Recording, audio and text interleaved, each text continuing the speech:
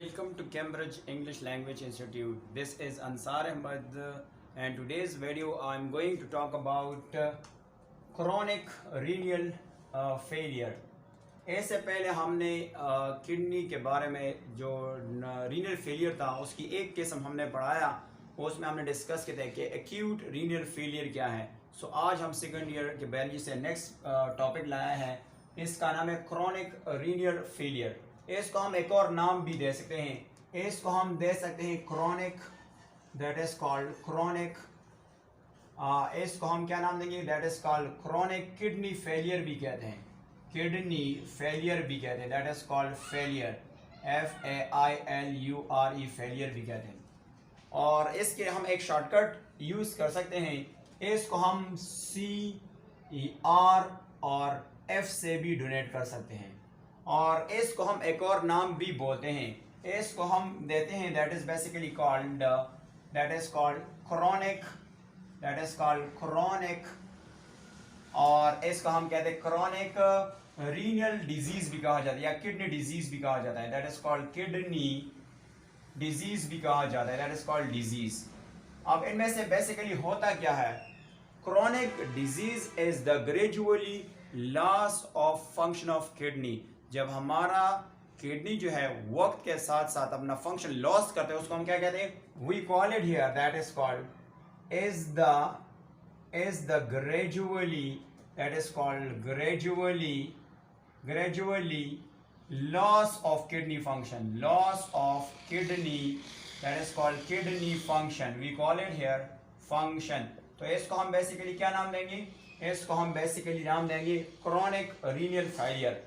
अब chronic failure जो है ना, क्रोनिक रीनल फेलियर जो है, जिसको हम शॉर्टकट इस्तेमाल करते हैं, दैट इज कॉल्ड CRF जो है ना, may not, मैं यहाँ पे लिखूंगा एक word, may not become apparent, that is called become apparent, that is called apparent। ये जो डिसऑर्डर है ये आपको जाहिर नहीं आ सकता है until, कब तक, जब आप यहाँ पे देखें, that is called until the, that is called single L, अभी खोले until the kidney, that is called kidney impaired। जब तक आपको ये केसेस नहीं आ सकते हैं जब किडनी इम्पेयर्ड हो जाता है। इम्पेयर्ड का मतलब होता है डैमेज हो सकना। आपके बुक में वर्ड क्या है, इम्पेयर्ड, इम्पेयर्ड का मतलब क्या होता है, दैट इज कॉल्ड डैमेज होना, we call it here impaired mean damage होना, दैट इज कॉल्ड डैमेज। इसको हम क्या कहते हैं, डैमेज, MAGE, डैमेज होना, दैट इज कॉल्ड डैमेज होना। इसके अलावा जो CRFC है, जिसको हम कहते हैं CRFC, कैन प्रोग्रेस, ये क्या हो सकता है, कैन प्रोग्रेस हो सकता है, प्रोग्रेस ये जारी हो सकता है टिल, जिसको हम कहते हैं एंड स्टेज रीनल डिजीज, जिसके हम शॉर्टकट याद करते हैं, यानी एंड स्टेज रीनल डिजीज तक ये जो है वो बाय एंड स्टेज तक ये जा सकता है। और इसके अलावा ये जो है ना, अगर देखें तो इसको एक और टर्म भी यूज करता है, इसको हम कहते हैं and that is called uraemia. Uraemia से क्या मुराद होता है, यूरीमिया से मुराद ये होता है कि जब हमारे खून में बिल्डअप किया जाता है, दैट इज कॉल्ड वेस्ट। जब खून में वेस्ट ज्यादा हो जाता है, जिसको हम कहते हैं बिल्डअप करना, that is called waste and blood. तो इसको हम नाम देंगे, दैट इज कॉल्ड, इसको हम यूरीमिया कहते हैं। अब ये फेटल हो सकता है, यानी ये आपको ये डेथ हो सकता है, इससे डेथ, यानी फेटल का मतलब है डेथ। तब इसको डेथ होता है जब आप इसकी डायलिसिस नहीं करवाते, that is called dialysis. Dialysis कौन सा प्रोसेस आगे आता है, डायलिसिस से मुराद है आर्टिफिशियली खून को यानी फिल्टर करना, और या इसका आपने क्या करना है, that is called kidney transplant करना है, किडनी ट्रांसप्लांट करना है, ये उसका सोल्यूशन है, ट्रांसप्लांट करना है, दैट इज कॉल्ड ट्रांसप्लांट, क्या करना है, यानी ट्रांसप्लांट करना है। अब आपको पता है अगर हम बात करेंगे सिम्टम, तो इसके सिम्टम बहुत ज्यादा है, तो हम इसको डिस्कस करते हैं कि इसके जो सिम्टम है वो कौन कौन से हैं। यहां से मैं डिस्कस करता हूं इसकी सिम्टम, यानी ये जो क्रोनिक डिसऑर्डर है इसकी कौन कौन से सिम्टम हो सकते हैं, तो यहां पे डिस्कस करते हैं, दैट इज कॉल्ड, सबसे पहले सिम्टम की बात करेंगे, दैट इज कॉल्ड सिम्टम्स की बात करेंगे तो इसके बहुत ज्यादा सिम्टम है, तो हमने वन बाय वन डिस्कस करना है। सबसे पहला है एबनॉर्मल ब्लड, जो खून होगा वो क्या होगा, एबनॉर्मल होगा, that is called normal, abnormal blood होगा, दैट इज कॉल्ड ब्लड। और इसके साथ and urine test, that is called urine जो टेस्ट होते हैं वो एबनॉर्मल होंगे। ये दोनों क्या होगा, जब आपका खून एक नॉर्मल है, मतलब ठीक नहीं है, अगर आपका यूरिन टेस्ट सही नहीं है तो आपको पता है कि आपका कौन सा डिसऑर्डर है, आपको क्रोनिक रीनल डिसऑर्डर है। इसके साथ साथ हाई बीपी, जिसको कहते हैं हाई ब्लड प्रेशर, अगर हाई बीपी है या जिसको कहते हैं ब्लड प्रेशर, तो ये क्या है, ये बेसिकली आपको शो करता है कि आपका क्रोनिक जो है एक क्रोनिक रीनल फेलियर है। इसके अलावा weight loss, that is called weight loss, जिसको हम कहते हैं वेट लॉस है विद नो रीजंस, कोई आपको रीजंस पता नहीं होगा, that is called no reasons, जिसको हम कहते हैं रीजंस। इसके अलावा और क्या हो सकता है, इसके अलावा एनीमिया हो सकता है। एनीमिया किसको कहते हैं, जब बॉडी में खून की कमी हो जाती है इसको हम एनीमिया कहते हैं। इसके अलावा नोजिया, जिसको हम इटकी वगैरह कहते हैं, दैट इज कॉल्ड नोजिया हो सकता है। वोमिटिंग की जो हालत होती है उसको नाजिया हो कहते हैं। शॉर्टनेस ऑफ ब्रेथ, जिसको हम कहते हैं शॉर्टनेस ऑफ ब्रेथ हो सकता है, ब्रीथ जिसको हम कहते हैं ब्रीथ। इसके अलावा एक बुक में एक वर्ड लिखा है metal test in your mouth. Metal test in your mouth से क्या मुराद होता है, metal test, that is called test, metal test and your mouth, that is called your mouth. इससे मुराद ये है कि जो आपके माउथ में जो टेस्ट होगा वो बाइटर होगा। बाइटर से मुराद क्या होता है, बाइटर एंड अनप्लीजेंट, नाखुशगवार, अनप्लीजेंट, PLEASANT, अनप्लीजेंट होगा, अनप्लीजेंट होगा। इसके अलावा थकावट होंगी, fatigue, that is called fatigue की थकावट होंगी। इसके अलावा और जो है ना, जिसको हम यहाँ पे लिखेंगे एचिंग होगा, हारिश होगा। इसके अलावा सीजर्स होगा, जिसको हम कहते हैं झटके वगैरह, झटके जो एपिलेप्सी की बीमारी हो उसमें जो झटके आते हैं उसको हम कहते हैं सीजर्स होगा। इसके अलावा और कौन से होंगे, दैट इज कॉल्ड यहाँ पे लगे येलो ब्राउन स्किन होगा, skin colour brown, that is called brown skin colour होगा, स्किन कलर होगा, दैट इज कॉल्ड कलर होगा। इसके साथ साथ जो है ट्रबल स्पीकिंग यानी स्लीपिंग, सॉरी, ट्रबल आपको प्रॉब्लम होगा, दैट इज कॉल्ड ट्रबल, किसमें, द ट्रबल स्लीपिंग, जब आप सोते हैं तो आप में से उनमें से क्या होगा, प्रॉब्लम होगा। इसके अलावा एंडीमिया हो सकता है, मैंने अभी से बात की एंडीमिया। एंडीमिया किसको कहते हैं, एंडीमिया से मुराद है कि आपके फेस और जो दूसरा क्या है, दैट इज कॉल्ड फीट, वो स्विल हो जाए, उसको हम एंडीमिया कहते हैं। इसके अलावा मसल क्रैम्पिंग होंगे, जहां मैं अगर लिखूंगा यहाँ पे कौन सा चीज होगा, मसल क्रैम्पिंग भी हो सकता है, that is called muscle cramping. यहाँ पे मैं बात करता हूँ muscle cramping, muscle cramping, that is called cramping या मसल क्रैम्प्स, वो स्पेसिफिज्म भी कहा जाता है, वो सपोर्ट एंड मूवमेंट के चैप्टर में आ जाएगा। बट यहाँ से मुराद होंगे टाइटनिंग ऑफ मसल होंगे, आपके मसल क्या होंगे, वो टाइट हो जाएंगे, that is called tightening of muscles, tightening of muscle होंगे।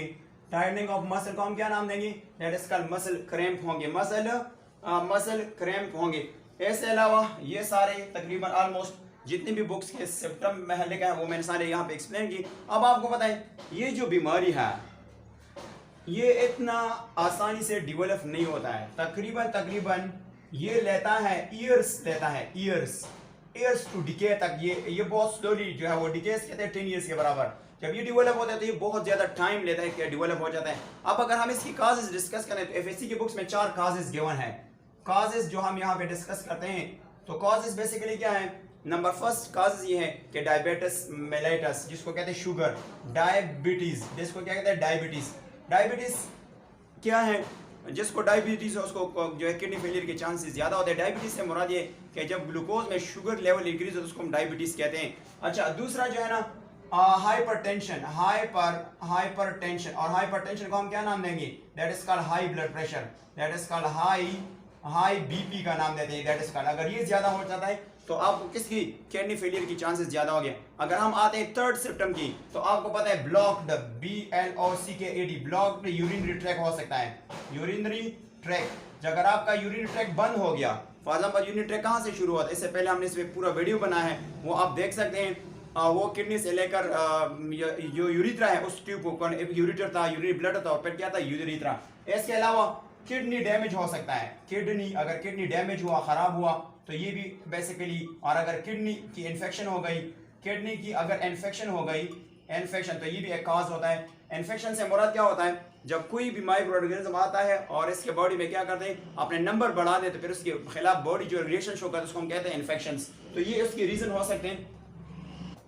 रीनल फेलियर ट्रीटमेंट, जब भी आप रीनल फेलियर ट्रीटमेंट करवाते हैं तो आपने 2 चीज़ों का ख्याल रखना है, types of types of failure. आपने देखना है कि फेलियर कौन सा है, एक्यूट फेलियर है या क्रॉनिक है। दूसरा कॉज ऑफ फेलियर, आपने देखना है कॉज ऑफ फेलियर कि फेलियर जो है वो इसकी कॉज क्या है। फिर इसके बाद आपने देखना है कि दो तरह के होते हैं, एक का नाम है that is called acute renal failure. इसके साथ आपने क्या करना है, तो इसको आपने दो चीज याद रखना है। एक तो आपने इमीडिएट यानी जल्दी से सून जिसको कहते हैं इमीडिएट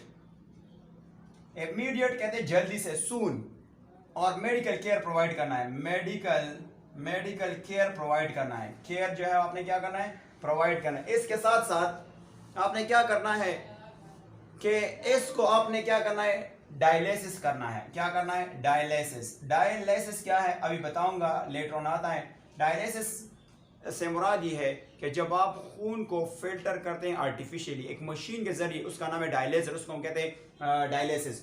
दूसरा बात यह है कि आपने इसको क्या देना है, डाइटरी मेडिकेशन देना है। डाइटरी कौन सा मेडिकेशन है, डाइटरी DATRY डाइटरी मेडिकेशन देना है, मेडिकेशन देना है, डाइटरी मेडिकेशन देना है। डाइटरी मेडिकेशन में कौन कौन से आते हैं, आपने इसको रिड्यूस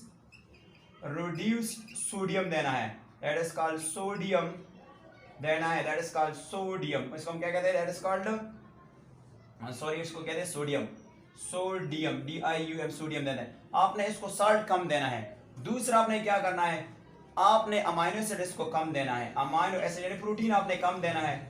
इस अलावा फ्लूइड इनटेक आपने इसको कम देना है, फ्लूइड इनटेक आपने कम देना है। और अगर ये नहीं है तो फिर आपने क्या करना है, आपने और that is called we call it here control condition. आपने इसमें कुछ कंडीशन है वो आपने कंट्रोल करना है, कंडीशन है इनमें से दो बहुत बड़े कंडीशन है वो आपने कंट्रोल करना है।